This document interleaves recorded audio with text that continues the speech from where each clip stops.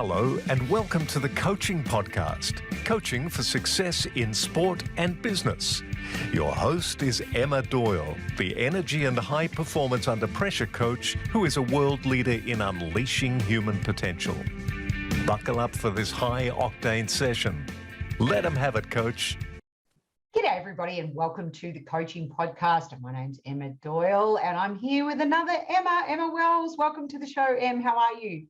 I'm good. How are you doing today? Yeah, doing great. And we don't just share a similar name, we share a similar passion for running our own business. I know I started my first business, Tennis Innovations, many years ago, pretty similar to you in the fact that, you know, you started from ground zero and now she works with 700 weekly players, teams of 5 coaches. It's Emma Wells Tennis. She's also the head of PTR UK, that's Professional Tennis Registry. And she also tutors for the LTA in training school teachers, university students on the LTA youth programs. Em, you are so much more than just your bio. I can't wait to get started. So, drum roll. I know you're in the UK. She's got that beautiful British accent. I know you're probably a Marmite fan, but the first question is the Vegemite question. You either love it or you strongly dislike it. What's your take, Em?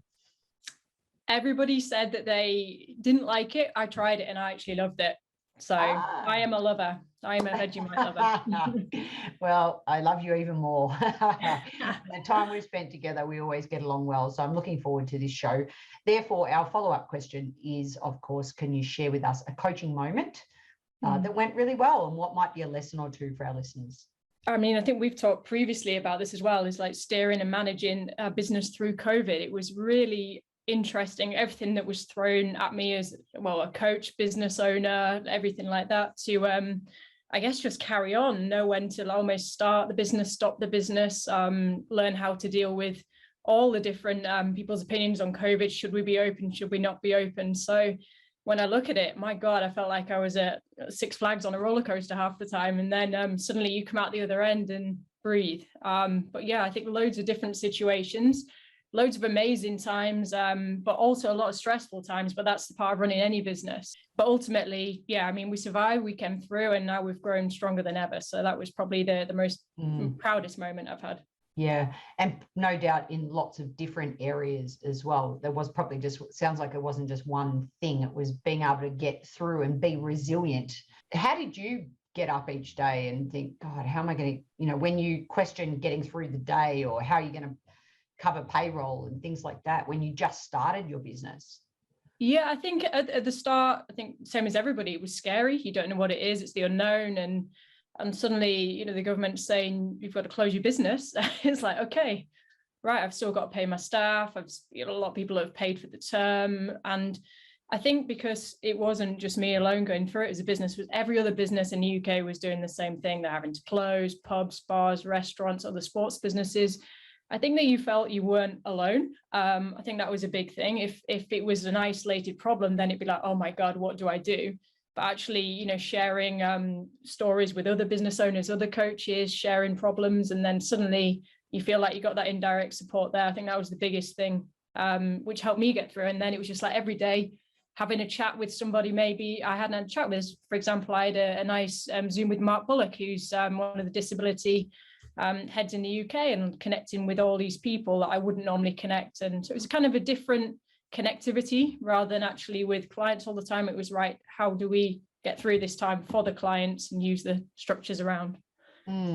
Yeah, that support of people. Sometimes you don't even realize who your support network is. And an opportunity to connect with people you don't normally connect with. What about on the flip side, Em? Can you share a coaching moment that didn't go well and what might be a lesson or two?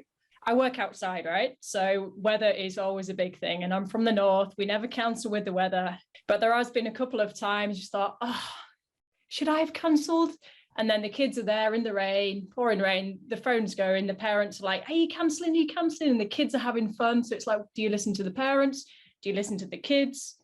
Everything's safe on the court, but at the same time, it's expectations and reality. And yeah, I think that's one big thing with tennis as well. It is sometimes treated on its own thing as, okay, it's raining, we're not playing. But the reality is, well, if it's raining, just dress for the weather, right? Especially in England, as you know, it is a bit well, rainy, let's say. So if we weren't playing rain, then we wouldn't be playing 80% of the year probably.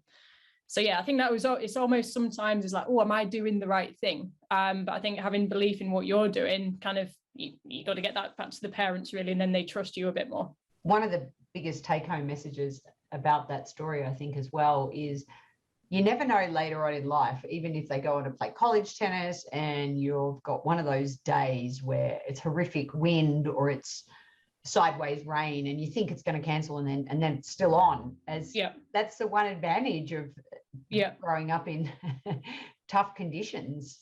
And then on the other end, I had in March this year, some 3-year-olds turn up on, I think we had almost a hurricane in the UK, and I mean, everything was cancelled, like trains, everything like that.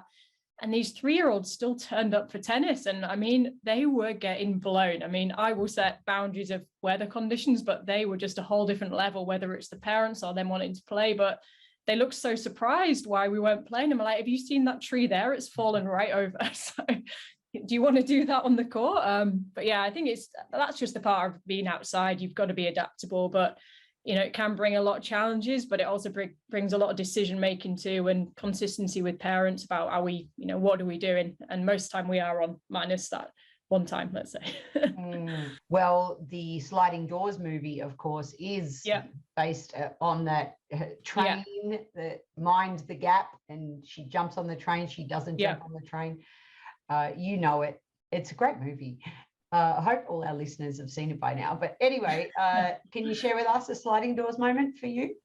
Yeah, I did think long and hard about this, because there are a few points, obviously, in your life. You're like, okay, I've gone this way, I've gone that way. And this moment actually involves you, which is weirdly enough. So 5 or 6 years ago, you were over doing a course and you just literally said to me, what are you doing here?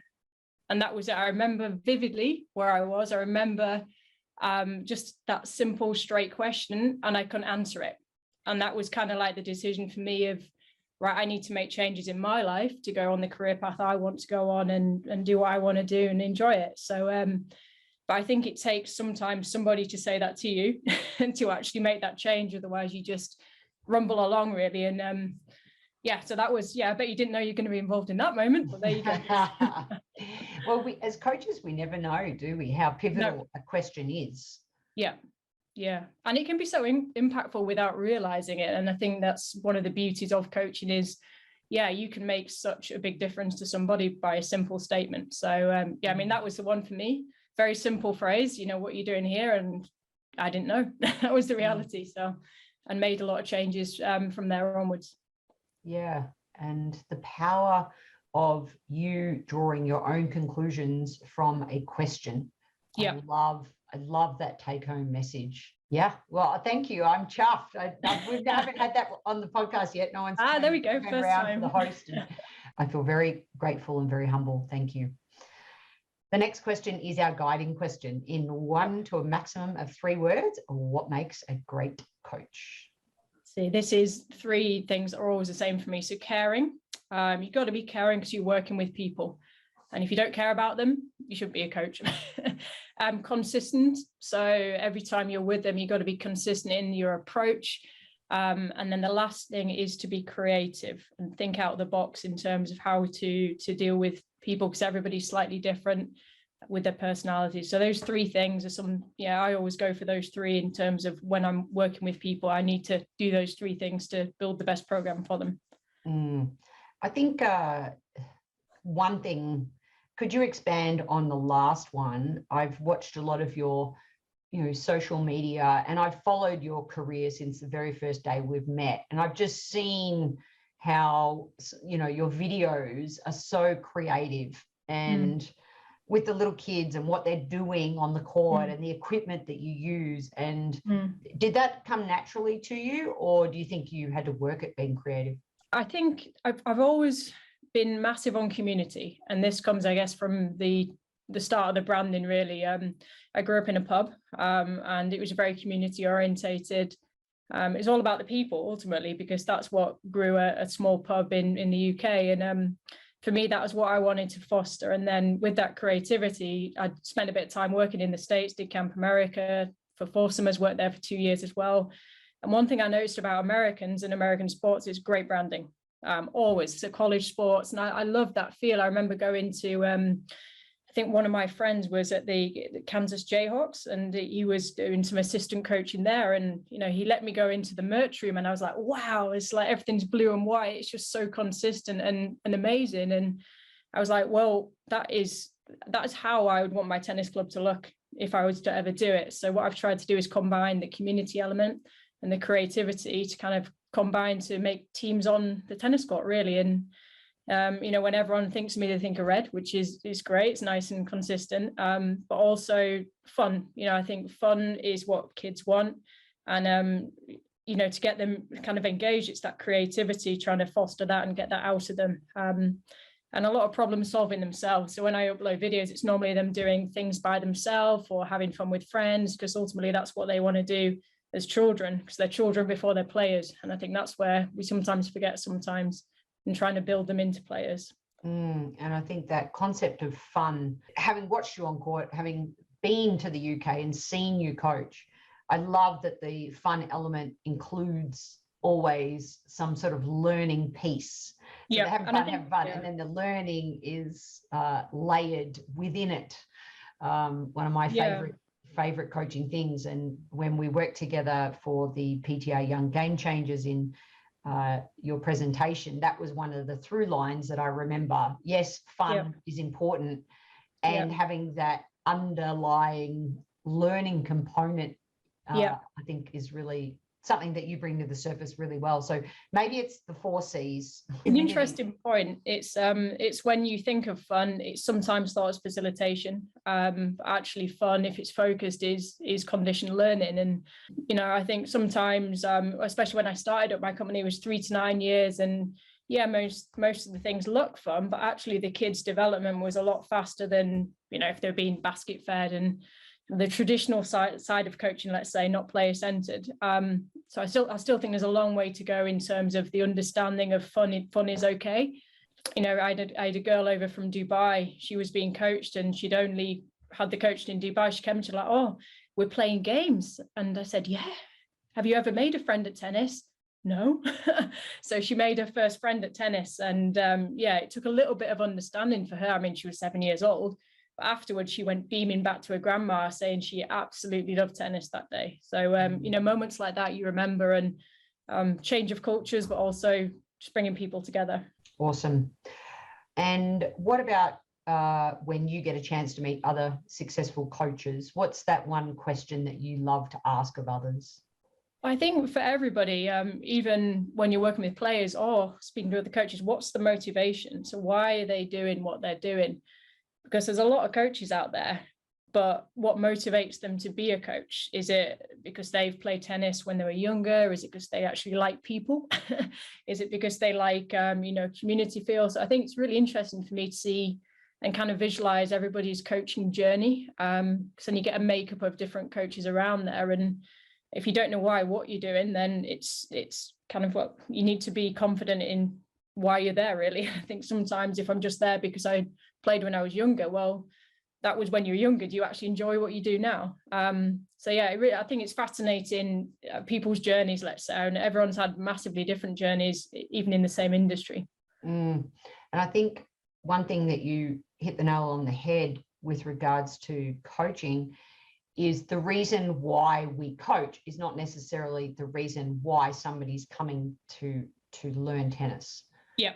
And 100%. Yeah. Knowing that distinction and being able to adjust your coaching and pivot, be agile. I think it's one of my favorite words in 2022 that just keeps coming up is agile. It's a great word. I have to be agile. And my biggest aha moment back in 2006, when I went and got out of tennis and studied everything to do with human development, personalities and all the rest of it, I was like, I have to change who I am to be able to coach this person. Yeah, but I think looking in the mirror sometimes, rather than just thinking you've got to give, like actually self-reflect. And I actually hired a business coach last year because I was almost struggling a bit with my time management of where I should be within the business, on the business, coaching, and all these different elements as I kind of grew. And the number one thing he said to me is, where do you value your time the most? And again, it's like having that somebody to tell you, okay, fine, do I, want to be on the court all this time? If I'm on the court all that time, I'm not going to be growing the business. Do I want to be growing people? Do I want to spend time with the coaches, helping them on their journey? And it was that perspective that I didn't realize that I needed, really. Someone else had to, again, just give me that little nudge and say, okay, where do you want to spend your time if you are to grow the business? And so that was a bit of a sliding doors again. We're kind of retracting a bit, but that was another sliding doors moment for me. What was another sliding doors question that helped you self-reflect, which is business coaching, which is what the podcast is all about.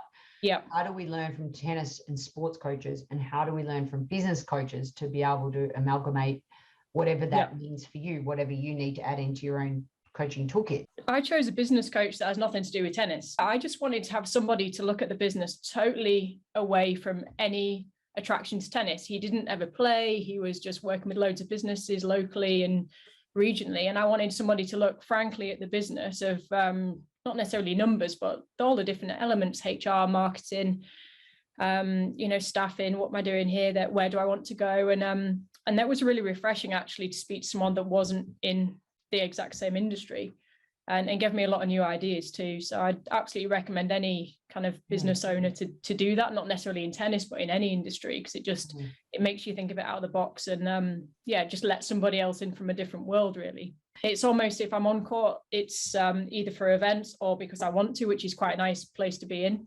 And that gives the coaching team a lot of hours as well, because they're in kind of comfortable roles.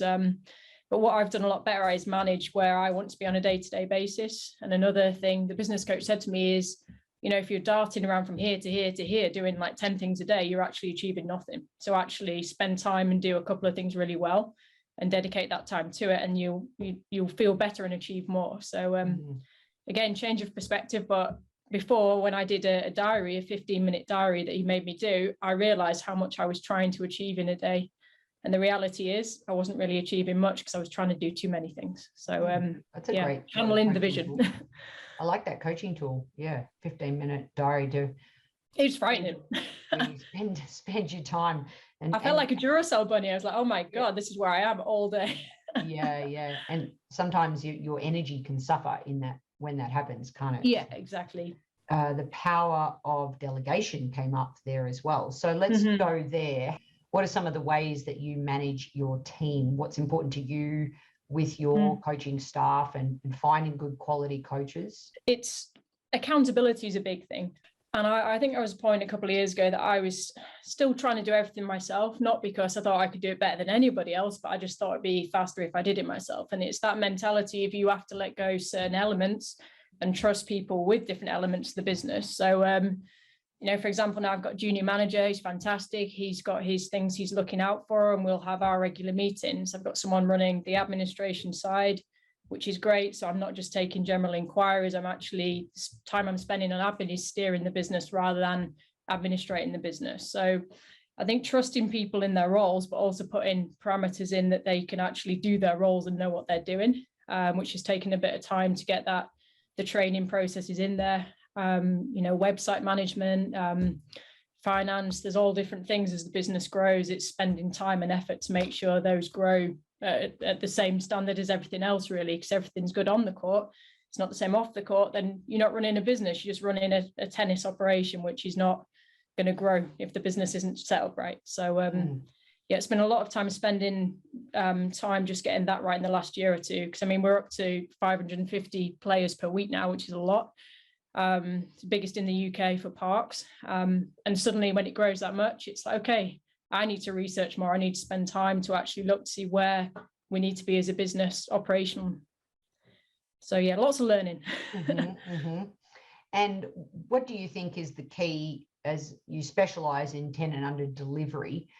What's the key to motivating kids today? We've touched on fun, but is there something else as well that you're noticing with this next generation of children?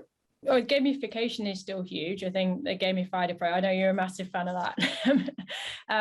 But I think everything is a game, but everything also feeling connected. And that could be connected with the branding, it could be the connected with the coaches, the players. So, you know, I'm a big believer in a lot of things can be done as a team. As soon as you individualize skills, they need to be really fun, especially at a young age. As soon as they get a bit older, maybe you can get the competition in there. But I think a lot of people get put off tennis still because it's too competitive too early, or it's too isolated. So I think the longer we can keep that team element, the better it will be. So all the coach training that we do is like, how do we make sure that the children are still learning, but they're feeling comfortable? Because if they're comfortable, they'll stay. If they're not, they'll go to another sport. So let's rewind the clock back to the pub. Didn't know that about you. Growing up in a pub. Yeah. So some of the values that I'm hearing that obviously that you got from that around community and caring for people, the customers, and I know that you're very close with your family, and that's important to you, which comes back to a sense of belonging. Yep. So take me back to 5-year-old Emma. 5-year-old. Yeah, like who were you then? Like, and what did you want to be? I actually always wanted to be a teacher. So obviously the love for kids was always there. But I also had quite a creative side. So when we did have the pub, we actually we renovated the pub. So we made it was the first no smoking one in the whole of the UK, which was its USP right there. But also as a family and friends, we all spent time painting, decorating, revamping everything. And I think going through a journey like that was fascinating, really, because I saw it when, you know, my parents bought it and it was a shell. It was like, imagine an old English pub. People have been smoking there probably 5,000 years. And yeah, I mean, it was ripped out. It was rebranded. It was comfortable. It was warming. It was welcome. And suddenly we had the base of a good community. And even though a tennis court was a tennis court, I still think you can get that feel on the tennis court of a good brand and a consistent delivery. So, you know, when I look at my mum, she was the one really that was running the pub. She was the face of the pub. And what she did a little bit was she kind of got a little bit too involved on the day-to-day. She was there, but then everyone expected her to be there. And I think with me, as the business has grown, is I can't be there all the time, but that consistent delivery needs to be there all the time still. And the feeling that people have when I'm there needs to be there with the other coaches. So that's been changing that from, okay, it's Emma Wells Tennis, but it's just the philosophy that we embody rather than me physically being there. And that was kind of last year now. So I can feel like I can not be there and it still runs and feels like it should, which is, you know, taking a long time, but it's a good journey, really. What's the name of the pub? Is it still? Yeah, it's still there, the Middleton Arms. You can look at it on Google Maps. So it's still, Where? yeah, my mum keeps checking every year just to investigate, still running. So what part of the UK? It's in North Yorkshire, in Heartbeat country. If you're British, you'll know that. So yeah. So good memories. You mentioned about creating that philosophy. Yeah. What is your coaching philosophy? My coaching philosophy is to empower every child and person to be the best that they can be. And that could be on the court, off the court. I just want people to come and feel comfortable. I think that's the key word. It's another C word there, isn't it? I've got all the C words today. But yeah, I mean, as my coaching philosophy is, it's all on the business about team skills, physical skills, and technical skills. The team skills are number one for me, from adults and children. That has to be there. You've got to feel like you belong. Even if you just feel like you belong with the coach, that's fine in a private lesson, or if you want to be in a group, that's still okay. And the technical skills will come along when the team and physical are there a bit. So I think, you know, young kids need to adapt and believe that they can actually catch a ball before they can probably hit a ball to get the tracking skills.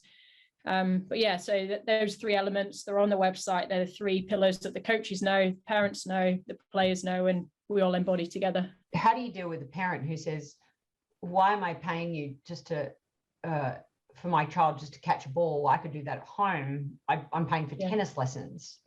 So why? It's all part of the process. So in their ball skills, they'll do that.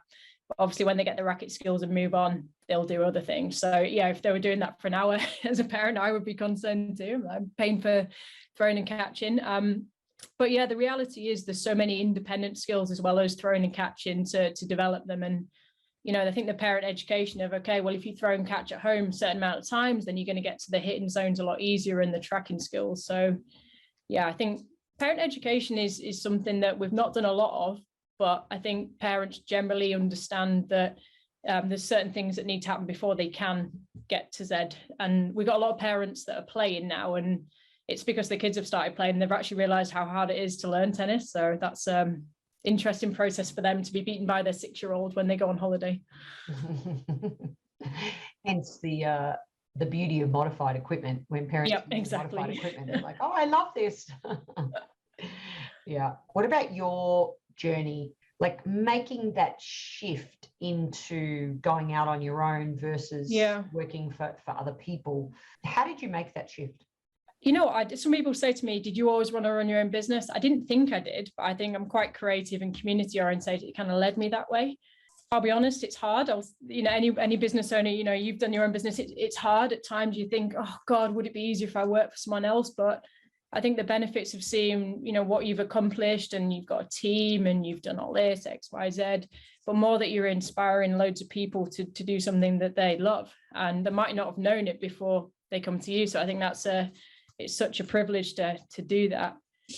Advice I would say to anyone, if your philosophy matches where you want to go, then work hard at it. I think female business owners, it is tough.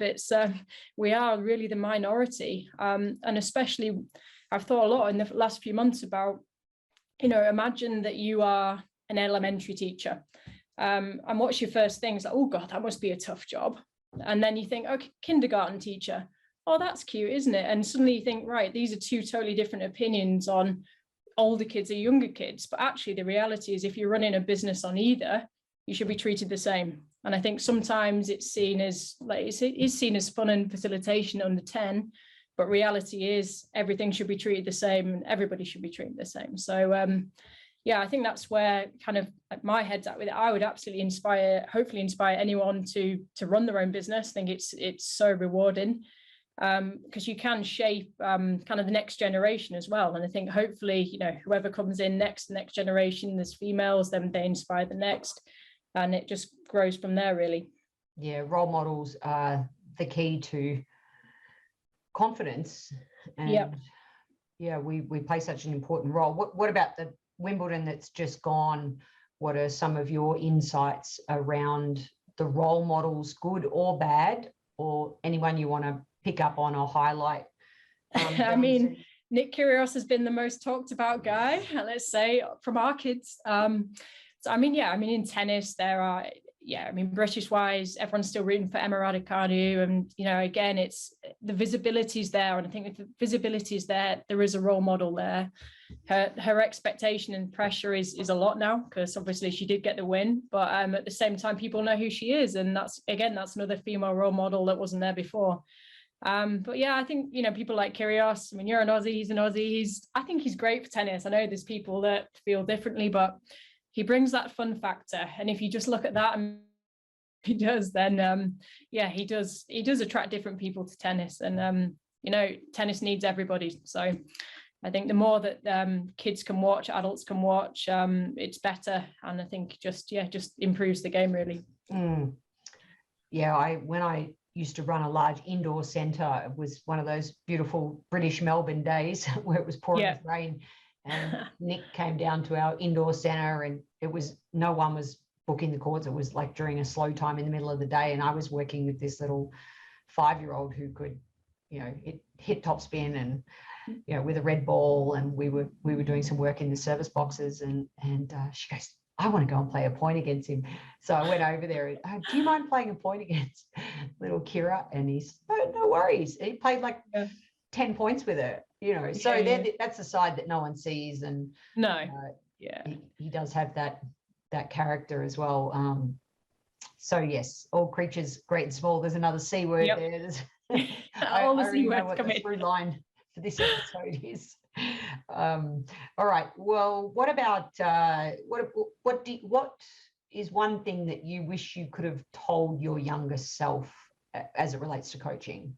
I guess you don't need to be good at everything. I think when you look at coaching and the tennis world, and I thought I always needed to do everything in tennis, go and do all the performance certifications, do the Under-10, do this, do that. But I think focus on what you enjoy.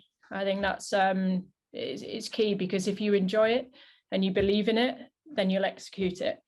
But I think for sure, I never knew I wanted to run my own business. But I think maybe in primary schools, if they did personality charts, actually, well, business owner wasn't really something that came up then. It was like, you need to be a teacher, you need to be a firefighter, you need to be a doctor. So I think a lot could be brought into schools about, right, how to educate children in different areas and to be a female business owner. Because if I'd have seen that even at 12 or 13 years old, I might have steered a different way.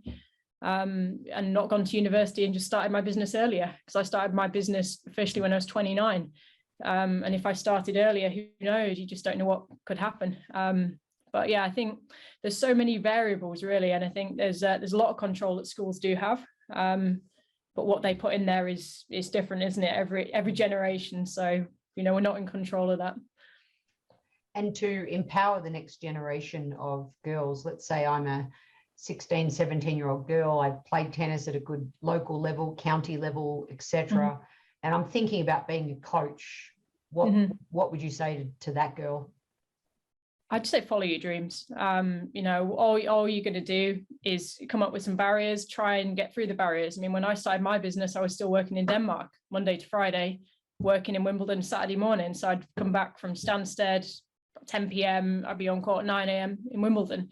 So I think you've got to put the work in, and you've got to take every opportunity you can. I knew Wimbledon Park was a site I didn't think I'd ever get to be there as a license. And then, suddenly the right time was there, and the opportunity, and I worked hard and made it full time, and the rest is history. So I think if any little opportunity comes along, even if you think you can't do it, do it. I think that's the biggest thing I would say. And if you don't know how to do it, ask around and work out how to do it. Get yourself a mentor, or delegate. Exactly, both. All right, so let's shift that direction. Cultural differences that you've spent time in America, obviously spent a lot of time. I remember now I've forgotten about your little stint in Denmark, and compared to British kids, do you, with especially focusing on 10 and under, what were some of the commonalities and some of the differences? I'd say the commonality is definitely community. They all, especially, looking up to under-8, they wanted to do things together and they wanted to have fun. They wanted to laugh at each other. And I think that's important to almost humor that a bit, to let them engage. Which country? All over. I'd say the same everywhere. Oh, right. And I actually coached a bit in Oz as well. I don't know if you knew that. Whereabouts? Evolve Tennis Academy, New South Wales. Yep. And a bit in Perth as well when I was 18. So I've done a couple of little mini stints. Most people that I've coached feel comfortable, but I'm sure if I'd gone into indoor venues in different scenarios, then would they have felt the same? Would the environment have changed? And that's one thing I really do love about parks and the park culture is, you get people that maybe aren't been forced to play by the parents. They're coming for the love of the game, or just for something to do, which allows you the opportunity to instill that love of the game. So it's kind of a different clientele, but I'd say the commonality as well is they all just have fun. And if they have fun, they'll come back. Leave with the smile on the face. Yep. Yeah. Well, Emma, every time we get a chance to chat, I have a giant smile on my face. Me too. So thank you for your time and your insights, and we wish you all the best. But we are going to finish with one last question for you, and that is, in 1 to a maximum of 3 words, what do you think makes a great business owner? And if you're curious to know Emma Wells' answer, please listen to our sponsorship message and you'll hear it at the end. Just a quick shout out to one of our sponsors, Lucky in Love. Check out their website, shopluckyin love.com, for all your golf and tennis sporting attire. And the coupon code is Doyle20, D-O-Y-L-E, the number 20, to get 20% off all your tennis and golfing needs. I go creative again. We'll go with Consistent. See, there's a bit, I'm going to change the last one. Don't worry, it's not all the same. No, I'm not. I'm going to keep the same because it's caring. You need to be caring. Clients, staff, and everything. So it's the same three. It's a bit boring, but that's okay. Again, I love the consistency of the message. Yeah. So you heard it here on the coaching podcast. Care for your community, be consistent, and always be creative to put those smiles on those faces for people to come back time and time again. Can't wait to see you back in person at our next adventure together. Emma Wells, thank you so much. Thank you for inviting me.